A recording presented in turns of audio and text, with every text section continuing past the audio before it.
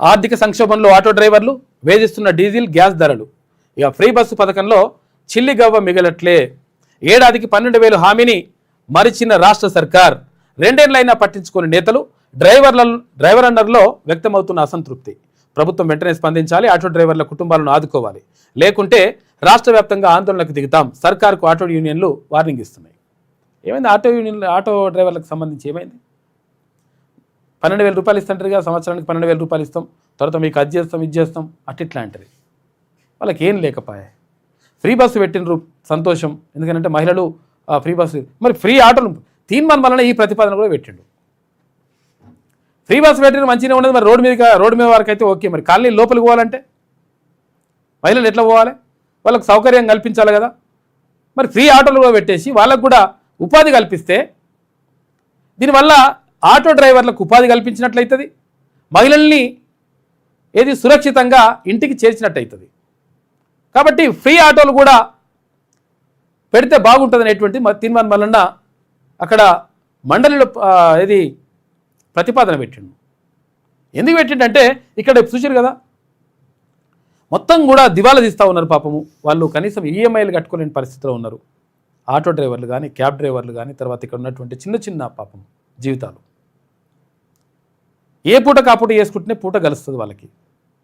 అక్కడ ఇళ్ళ రెంట్ కట్టుకోవాలన్నా, లేకపోతే తిండి వెళ్ళాలన్నా, బట్టలు వెళ్ళాలన్నా, స్కూల్ ఫీజులు, తర్వాత ఇక్కడ హాస్పిటళ్ళు, 1,00,000 ఇబ్బందులతోటి వాళ్ళు రకరకాలుగా బాధపడుతున్నారు ఆటో డ్రైవర్లు. కాబట్టి ఈ ఫ్రీ బస్ ఎట్లయితే పెట్టినరో ఫ్రీ ఆటోని కూడా పెట్టండి, ఫ్రీ క్యాబ్ అని పెట్టండి. ఎట్లాగైనా తీస్తున్నారు కదా. ఇప్పుడు ఇవి అయితే ప్రజల నుంచి వచ్చేటే కదా, పన్నుల ద్వారా వచ్చేటువంటి పైసలతోటే కదా మీరు చేసేది. ఇది కూడా ఫ్రీ ఆటో, తర్వాత ఫ్రీ క్యాబ్ అని పెట్టండి. పెడితే మహిళల్ని సురక్షితంగా మీరైతే ఇట్లకైతే ఫ్రీ ఉచిత బస్సుల్లో తీసుకొస్తున్నారో ఉచితంగా ఇంటికి కూడా చేర్చేటువంటి ప్రయత్నం చేయండి. అప్పుడు వీళ్ళ జీవితాలు కూడా బాగుపడతాయి. పాపం చాలామంది ఆటో కార్మికులు ఏం చేయాలో అర్థం కాని పరిస్థితుల్లో తల పట్టుకుంటున్నారు. అంతో ఇంతో నడుస్తుంటే ఇప్పుడు ఇట్లా పెట్టిన తర్వాత మాకు మొత్తం పోయింది జీవితం అని. మరి 12,000 మీరు ఇస్తా అంటారు, సంవత్సరానికి 12,000 ఇస్తా అంటారు, వీళ్ళకి ఇచ్చిరంటే వీళ్ళకి లేదు, తర్వాత వాళ్ళకు క్యాబ్ డ్రైవర్లకు కూడా లేదు. కాబట్టి వీళ్ళని ఆదుకోవాల్సినటువంటి బాధ్యత ప్రభుత్వం పైన 1000% ఉన్నది. దీనిపైన దృష్టి పెడితే మంచిగా ఉంటుంది. రాష్ట్రంలో ఆటో కార్మికుల బతుకులు రోడ్డున పడ్డాయి. నిత్యం కష్టపడినా కుటుంబం గడవడం గగనంగా మారింది. ఒకవైపు ఆకాశాన్ని అంటుతున్న డీజిల్ గ్యాస్ ధరలు, మరోవైపు ప్రభుత్వ ఉచిత బస్సు ప్రయాణం పథకం కారణంగా ఆటో రంగం తీవ్ర ఆర్థిక సంక్షోభంలో కూరుకుపోయింది.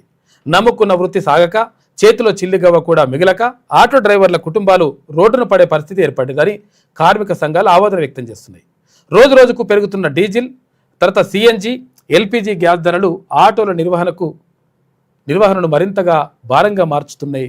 ఏం చేయాలని అర్థం కాదు. ఇక్కడ పెట్రోల్ ధర పెరుగుతుంది, డీజిల్ ధర పెరుగుతుంది, ఇక్కడ గ్యాస్ ధర పెరుగుతుంది. మరి మా బతుకులు ఎట్లా అని చెప్పేసి వాళ్ళు అడుగుతున్నారు. కాబట్టి ఫ్రీ ఆటో, ఫ్రీ కార్ పెట్టాలి, ఏది ఫ్రీ క్యాబులు పెట్టాలి. అప్పుడు ఆటోమేటిక్గా వీళ్ళకు కూడా ఉపాధి లభిస్తుంది. ఆ ఇచ్చే పైసలు ఏందో వీళ్ళకి ఇచ్చేసేది.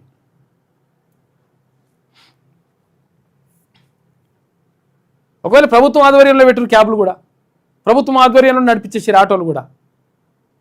తీసుకోండి, ఇక్కడ నుంచి ఇక్కడ పోయినా మీకు ఎట్లా అంటే దానికి చెప్తే ఒక లెక్క పత్రం పెట్టేసి ఒక విధి విధానాలు రూపొందించి వాళ్ళకి పెడితే సెట్ అయిపోతుంది లెక్క. అణ్వాయుధాలని వదులుకోవాలి, హార్ముజ్ జలసంధిని తెరవాలి. ఇరాన్కు యుఎస్ షరతులు విధించింది. ఒప్పందం విఫలమైతే దాడులకు సిద్ధమని ప్రకటించింది. రోజు దాడులని, నేను చంపేస్తా,